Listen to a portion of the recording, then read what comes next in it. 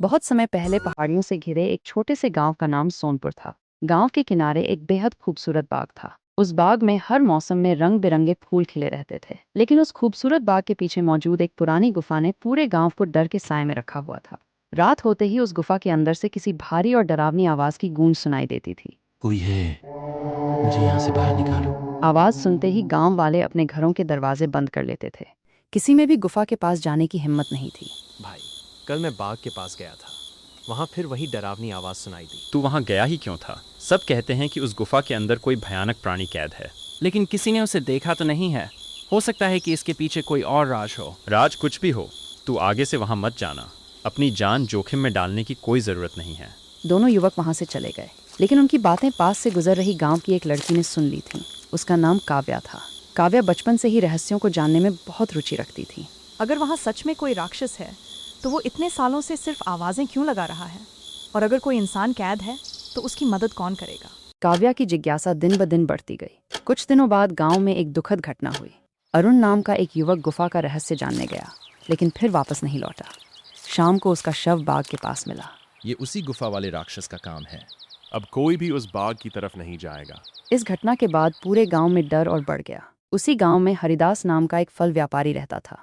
उसकी 2 बेटियां थीं, काव्या और मीरा। दोनों बहनों को रंग बिरंगे फूल बहुत पसंद थे। दीदी, मैंने उस बाग की बहुत तारीफ सुनी है।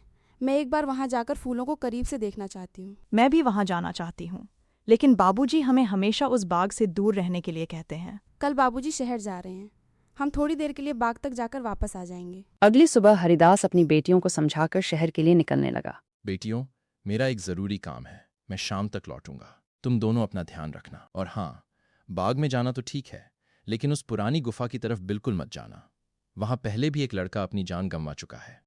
आप चिंता मत कीजिए बाबूजी, हम गुफा के पास नहीं जाएंगे। हाँ बाबूजी, हम आपका कहना मानेंगे। हरिदास के जाते ही दोनों बहनें बाग की ओर निकल पड़ीं। रास्ते में उन्हें गोपाल काका मिल गए। अरे बेटियों, तुम दोनों कहाँ जा रही हो? काका, हम बस बाग में फूल देखने जा रहे हैं। ठीक है, लेकिन सूरज ढलने से पहले वापस आ जाना। जी काका, हम जल्दी लौट आएंगे। दोनों बहनें आगे बढ़ गईं। कुछ दूर जाने पर उन्हें 2 संदिग्ध आदमी दिखाई दिए। दोनों गुफा की तरफ बढ़ रहे थे। मुझे पूरा यकीन है कि गांव वालों की डरावनी कहानी झूठ है। हाँ, ज़रूर उस गुफा में कोई खजाना छिपा होगा। तो आज पता लगा ही लेते हैं। दोनों गुफा में जाने ही वाले थे कि अचानक एक बुजुर्ग महिला उनके सामने आ गई। उसके हाथ में फलों की टोकरी थी। रुको, उस गुफा के अंदर मत जाना। वहाँ मौत तुम्हारा इंतजार कर रही है। क्या कहा? मौत? भाग भाई, मुझे यहाँ कुछ ठीक नहीं लग रहा। तभी गुफा के अंदर से एक भारी आवाज गूंजी। कौन है बाहर? अगर कोई इंसान है तो मुझे यहाँ से बाहर निकालो। आवाज सुनते ही दोनों चोर डरकर वहां से भाग गए। काव्या और मीरा दूर खड़ी होकर सब कुछ देख रही थीं। दीदी, चलो यहाँ से वापस चलते हैं। मुझे बहुत डर लग रहा है। तुम यहीं रुको, अब मैं इस गुफा का सच जानकर ही वापस आऊंगी। लेकिन दीदी, अगर अंदर सच में कोई राक्षस हुआ तो? अगर वो राक्षस हुआ तो मुझे पता चल जाएगा, और अगर कोई बेगुनाह कैद हुआ तो शायद उसे मेरी मदद की जरूरत हो। मीरा को वहीं छोड़कर काव्या अकेली गुफा के अंदर चली गई। गुफा के अंदर चारों तरफ अंधेरा था। उसके कदमों की आवाज दीवारों से टकराकर वापस आ रही थी। तभी अचानक एक भारी आवाज सुनाई दी। कौन हो तुम? पहले तुम बताओ कि तुम कौन हो। लोग मुझे राक्षस समझते हैं, लेकिन मैं वैसा नहीं हूँ। मेरा नाम अग्निवीर है। मैं कई वर्षों से इस गुफा में कैद हूँ। तुम यहाँ कैद क्यों हो? तभी काव्या के सामने धुएं से बनी एक रहस्यमयी आकृति दिखाई दी। मैं अग्निवीर की छाया हूँ। अगर तुम सच जानना चाहती हो तो गुफा के सबसे नीचे जाओ। काव्या ने हाथ में मशाल ली और गुफा के अंदर नीचे उतरने लगी। कुछ देर बाद उसे एक विशाल पत्थर की डरो मत लड़की, मैंने किसी गांव वाले को नुकसान नहीं पहुंचाया। फिर अरुण की मौत कैसे हुई? उसे मैंने नहीं मारा था। इसके बाद अग्निवीर ने काव्या को कई वर्षों पुराना रहस्य बताया। बहुत साल पहले मालती नाम की एक गरीब महिला इस बाग की देखभाल करती थी। एक दिन उसे बाग में एक ऐसा फल मिला जो असाधारण रूप से चमक रहा था। उस फल में जादुई शक्ति थी। मालती वो फल गुफा में लेकर आई थी। मैंने उससे वो फल मांगा और बदले में 2 वरदान देने का वादा किया। मुझे पहला वरदान चाहिए कि ये बाग हमेशा मेरा रहे, और दूसरा वरदान ये कि तुम हमेशा के लिए इसी गुफा में कैद रहो। अग्निवीर ने उसकी दोनों इच्छाएं पूरी कर दीं, लेकिन उसे नहीं पता था कि मालती उसकी शक्ति का इस्तेमाल गांव वालों को डराने के लिए। तब से मैं इसी गुफा में कैद हूँ। जो भी मेरे बारे में सच्चाई जानने की कोशिश करता, मालती उसे डरा देती थी। और अरुण? अरुण सच्चाई तक पहुंच गया था। मालती ने ही उसकी हत्या की और दोष मेरे ऊपर लगा दिया। मैं तुम्हें इस गुफा से आजाद करूंगी, इसके लिए तुम्हें मालती की झोंपड़ी से वही जादुई फल लाना होगा। काव्या वापस बाग में पहुंची और मालती की झोंपड़ी की तरफ बढ़ी। झोंपड़ी के अंदर कई तरह के फल रखे हुए थे। तभी काव्या की नजर एक चमकते हुए फल पर पड़ी। शायद यही वो जादुई फल है। जैसे ही काव्या ने फल उठाया, पीछे से मालती की आवाज आई, उसे नीचे रख दो। काव्या पलटी तो मालती गुस्से में उसके सामने खड़ी। तुम मेरे वर्षों पुराने राज को खत्म नहीं कर सकती।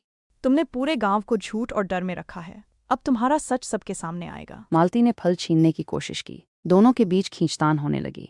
अचानक फल जमीन पर गिर गया। ये क्या हुआ? नहीं, ऐसा नहीं हो सकता। चिड़िया उड़ती हुई गुफा की ओर चली गई और काव्या भी उसके पीछे दौड़ पड़ी। गुफा के अंदर चिड़िया एक पुराने दरवाजे के पास जाकर बैठ गई। दरवाजे पर 4 चाबियां दिखाई दी। सुनहरी चिड़िया, इन चारों में से सिर्फ एक चाबी सही है। काव्या ने चारों चाबियों को ध्यान से देखा।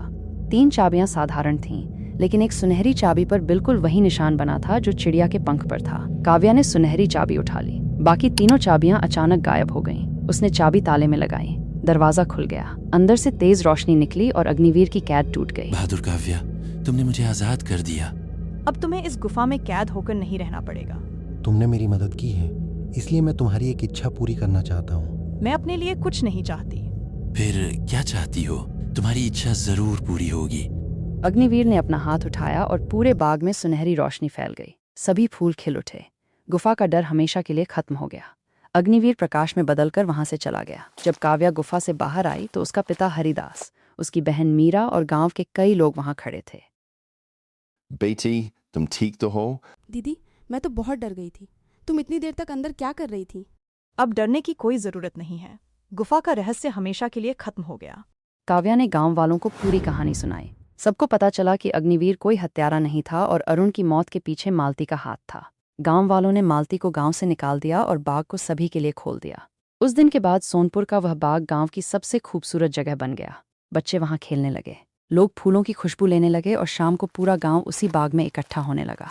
और काव्या, उसकी बहादुरी की कहानी दूर दूर तक मशहूर हो गई। उस दिन गांव वालों ने एक बात हमेशा के लिए सीख ली, डर हमेशा सच नहीं होता।